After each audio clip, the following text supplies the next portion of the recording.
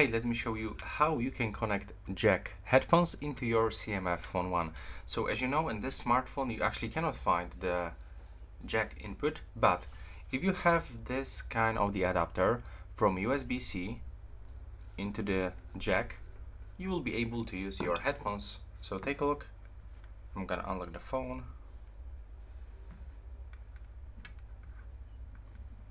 Now I'm gonna plug this into the adapter, and when I do this, I will be able to find the headphone anime icon right here at the top, which means that headphones are connected and we can actually make phone calls and talk through our jack headphones or earbuds.